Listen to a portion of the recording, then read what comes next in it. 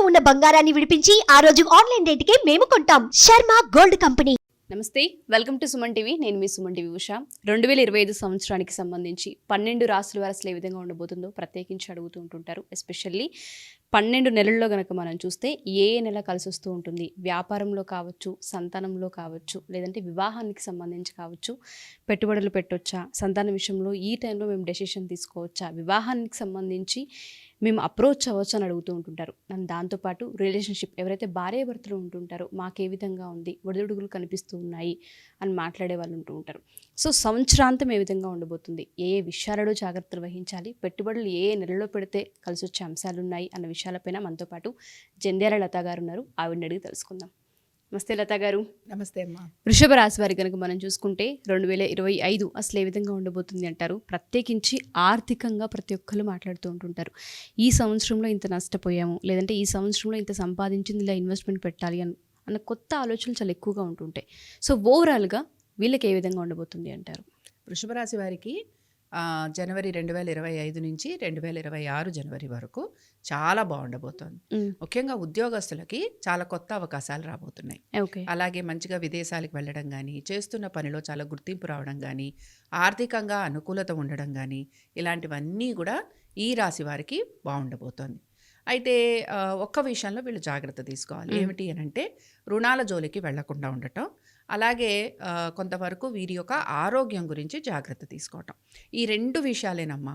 మిగతా అన్ని విషయాలు వీళ్ళు ఈ సంవత్సరం నిజంగా ఏదైనా ప్లానింగ్ చేసుకుంటే, అంటే మా పిల్లల గురించి ఇది ప్లాన్ చేస్తున్నాం, లేకపోతే మేము ఏదైనా ఇల్లు కొనుక్కుంటాం, లేకపోతే మేము ఉద్యోగంలో మారుతాం, లేకపోతే మాకు వచ్చిన ఆపర్చునిటీస్ తీసుకుంటాం, ఇలా రకరకాలుగా మనం ఆలోచన చేస్తాం కదా. ఇలాంటి ఆలోచనలు ఏవి చేసినా కూడా వీళ్ళకి సక్సెస్ వస్తుంది. కాబట్టి ఇక్కడ గోచారం కూడా మనకి చాలా ఫేవరబుల్గా ఉంటుంది వృషభ రాశి వారికి.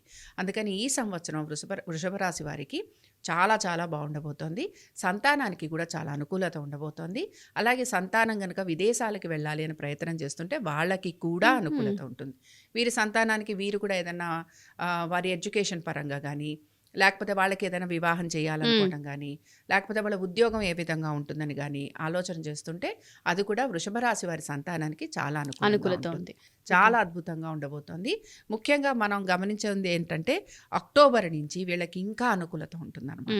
అక్టోబర్ నుంచి వీళ్ళకి వివాహ ప్రయత్నం చేస్తున్న వారికి అనుకూలత, అలాగే భార్యాభర్తల మధ్యన అనుకూలత, పార్ట్నర్షిప్స్ చేయాలనుకుంటున్న వారికి అనుకూలత, ఇందాక నేను చెప్పినట్టుగానే కొత్త అవకాశాలు వస్తాయి, కొత్త కొత్త మార్పులు వస్తాయి. చేస్తున్న లైన్ కూడా ఏదైతే వాళ్ళు ప్రొఫెషనల్గా ఉన్నారో ఆ లైన్ కూడా వీళ్ళు మారి వేరే ఆప్షన్స్ తీసుకునేందుకు అవకాశాలు ఉంటాయి. కాబట్టి చాలా అద్భుతంగా ఉండబోతుంది వృషభ రాశి వారికి. ఓకే, పొరపాటును కూడా వీళ్ళు అంటే ఫలానా నెలలో ఈ పనులు చేయకూడదని మాసాల ఫలంగా మనం కనుక చూస్తే ఏమైనా ఉన్నాయి అంటారా? పర్టికులర్గా ఈ మాసం అయితే బాగుంటుంది అన్నది ఏమైనా ఉందా? పర్టికులర్గా అయితే నేను చెప్తున్నది మామూలుగా అసలు మనకి మొదలవ్వటమే మే నుంచి మొదలవుతూ ఉంటుంది. అంటే వీళ్ళకి రావటమే రిజల్ట్స్ మే నుంచి మొదలవుతూ ఉంటాయి. కాబట్టి అప్పటి వరకు కూడా వీళ్ళు కొంత ప్రయత్నం అయితే ఉంటుంది. చూడండి, ఒక మాట చెప్తాను, ఏదైనా మనకు ఒక సక్సెస్ రావాలనుకోండి, దాని గురించి మనం ఎంతో కొంత హోంవర్క్ చేయాలి. ఇప్పుడు జరుగుతున్నదంతా హోంవర్కే. అంటే ఇప్పుడు మనం పరీక్ష రాస్తున్నాము అని గమనించాలి. పరీక్ష రాసిన తర్వాత రిజల్ట్ ఏదైతే ఉంటుందో అది వీళ్ళకి మే నుంచి వస్తుంది అనమాట. కాబట్టి మే నుంచి ఒకటి చాలా బాగుంది. అక్టోబర్ నుంచి అయితే తప్పనిసరిగా వాళ్ళు రిజల్ట్స్ని ఎంజాయ్ చేస్తారనమాట. కాబట్టి అక్టోబర్ నుంచి డిసెంబర్ వరకు రిజల్ట్స్ని ఎంజాయ్ చేయటం కనపడుతుంది. ఈ లోపల ఆరోగ్యానికి సంబంధించి ఆల్రెడీ డిస్టర్బ్ అయిన వాళ్ళు, ఆల్రెడీ మందులు వాడుతున్న వాళ్ళు ఎవరైతే ఉంటారో వాళ్ళు ఆ మందులు కంటిన్యూ చేస్తూ ఉంటారు. లేదు అనుకున్న వాళ్ళు కొంత ఇబ్బంది పడుతుంటారు. ఒక్క విషయంలో జాగ్రత్త ఏంటంటే ముఖ్యంగా కోర్టు కేసుల జోలికి వెళ్ళకూడదు. అలాగే ఎవరికి పూచీకత్తులు ఉండకూడదు, ఎవరికి కూడా రాసి ఇచ్చేయకూడదు అనమాట. మేము మీకు హెల్ప్ చేస్తాము, ఇదిగో మా ఆస్తులు మీరు కుదవ పెట్టుకొని మీరు తీసుకోండి, ఇలాంటి వాటిల్లో వీళ్ళు నష్టపోతూ ఉంటారు. ఏదైనా ఆర్థిక పరమైన ఇష్యూస్, డబ్బుకు సంబంధించిన లావాదేవీలు, ఆస్తికి సంబంధించిన లావాదేవీల్లో జాగ్రత్తగా ఉండాలి. ఎందుకంటే ఈ సంవత్సరం అంతా వీళ్ళ దగ్గర డబ్బు చాలా బాగా వస్తుంది. అందుకని ఏంటంటే ఆస్తిపాస్తుల మీద దాని మీద బాగా ఇన్వెస్ట్మెంట్ చేస్తుంటారు.